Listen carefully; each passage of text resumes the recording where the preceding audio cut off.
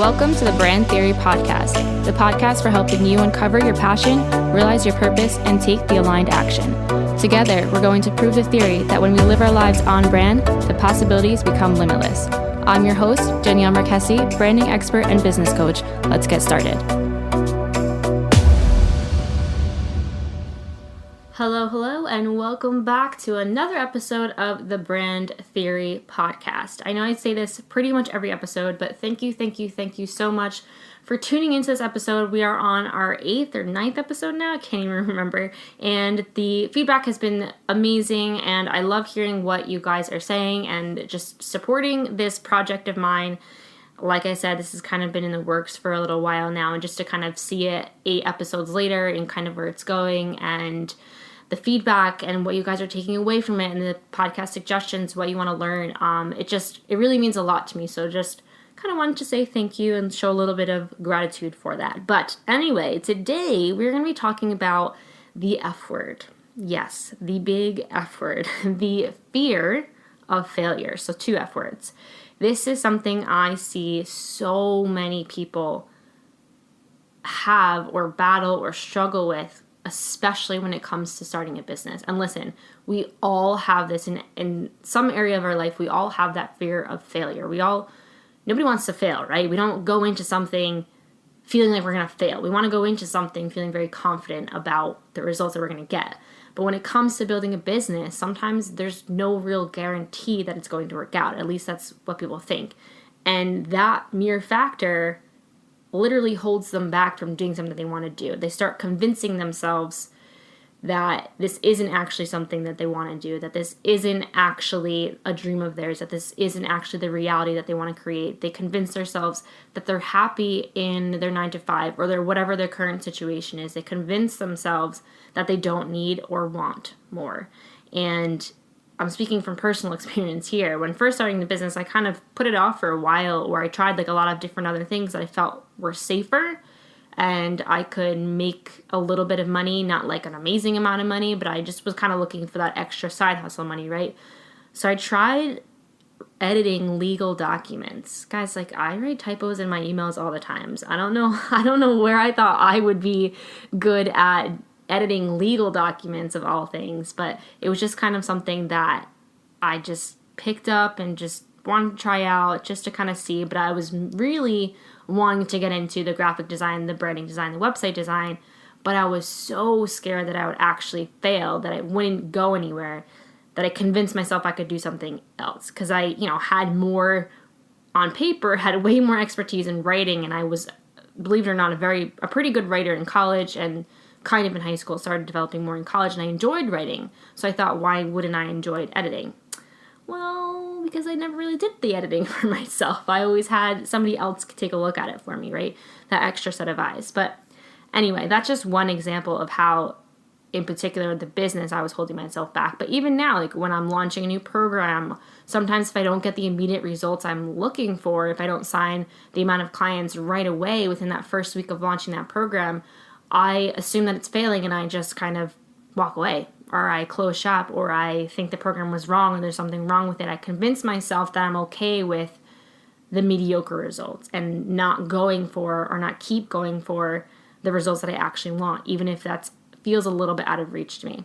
I'm going to take this back to childhood for you, okay? So think about a time in your life where you were scared, you had this fear of failure. So for me, the example that kind of popped up into my head was I was a fairly decent athlete when I was a child. My mom put me in soccer, I was in softball, I was in field hockey for a little while, and I was always dancing. But every new season of soccer or softball, I'm particularly remembering a season of soccer, the seasons of soccer, every new season, when you'd have those first couple practices, I would be so scared. I remember the first couple years particularly, like sweating uncontrollably and feeling like I was going to throw up. I had that dry mouth going. I was crying. I was so nervous. Lo and behold, I had anxiety issues as an adult, like you would wonder why, right? But that's a story for a different day. But anyway, so I would be so scared, right, that I was going there, that I would convince myself, like, I'm not a good athlete, I don't want to be here, soccer isn't my sport. I don't need to play soccer, I'm not good enough, all those kind of fears, but it really stemmed from a bigger fear of failure. I was fearful that I would fail as a soccer player because my skills weren't good enough, and I would fail as a teammate because they would assume or think that my skills weren't good enough and I would just suck at being on a soccer team and they just wouldn't like me. But what really ended up happening once you kind of get comfortable with your new teammates and kind of the new coach and the new routine and all that kind of stuff, obviously every year I got comfortable and I was happy to be there and I loved being there and I had fun being there and I made some of the best friends in those seasons of my life by being on these teams, and I actually enjoyed like learning new skills. New coaches would teach you new skills or new, ball handling skills. I don't know what the heck they call them. Listen, I wasn't Mia Hamm by any means, but I liked doing it. And I almost, honestly, if my mom didn't keep dragging me literally kicking and screaming to the practices, I probably would have given up. And that's kind of, the childhood thing where you've got that pleasure of having a parent who will push you to do these things in some cases. But if she wasn't there and I wasn't a kid, I would probably just, give up because it was uncomfortable and I didn't like it and I was scared. But if I didn't do it and I didn't fight through that fear or I didn't have that push to fight through that fear, I would be denying myself something that I actually did enjoy, something that I actually truly enjoyed learning and growing from. And this is so true for a lot of instances in our lives. Like, take a look at just your childhood. Maybe there was something that went on there, or the jobs you don't go for because you assume that you don't have enough skills or you don't have enough experience. The relationships that you don't go for because you assume before you even get into it that it's not going to work out because you're scared of it actually working out. Fears are really, really weird things, guys, but they can 100% be worked through. But how we do this is we really first have to acknowledge that they're there. We have to kind of sit down in the room with them and just say, listen, I don't like you being here anymore. I know you kind of have to be here in a weird way, but we're going to work through this to put yourself back in the driver's seat. And that's really what working through the fear of failure is all about, is taking back that control from that fear and putting yourself back more confidently in the fact that you are leading your way.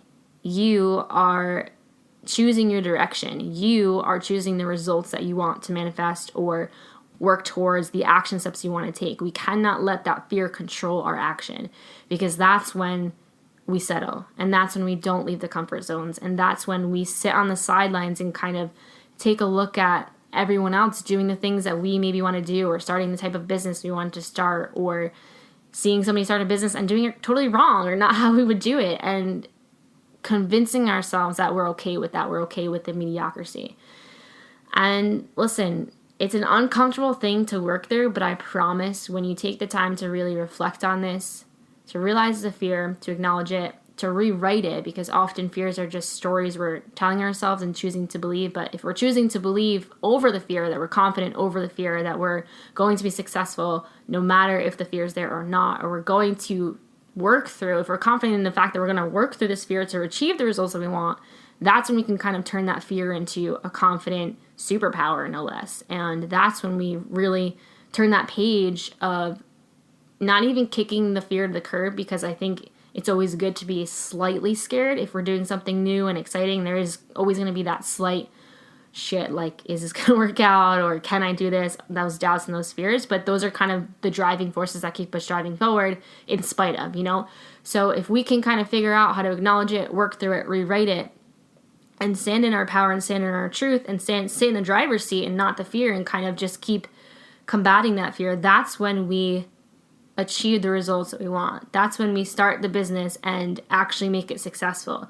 The strategy is one thing, but if we don't believe we can do it, if we don't believe that we can push through these tougher days or these ups and downs, or that those fears that creep in, that we're not good enough, again, stemming from that bigger fear of failure, we're not going to get the results we want. So we really need to not even assume that the fear is just going to go away, that we can completely kick it out, but just be okay with getting uncomfortable and looking at it face to face and figuring out why we're feeling that fear and just taking the action anyway. Feeling the fear and doing it anyway.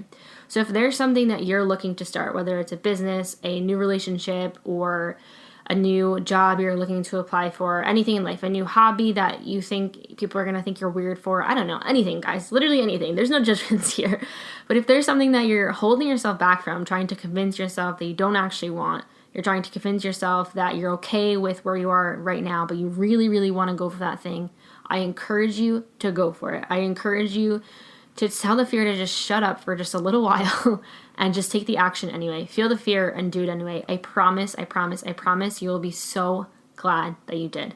If you need any support with that, you know where to find me. I would love to know what you guys thought of this episode. Leave a note in the comments. I don't even know what that's called. A 5-star review if you feel like that's what it deserved. I'd love to see you in your stories. Make sure to tag me. But do something today that you'll be thankful for in the future, right? And just tell that fear to take a sideline seat for a while. You're in charge and you are the one in the driver's seat. Have a great day, guys. I'll talk to you soon.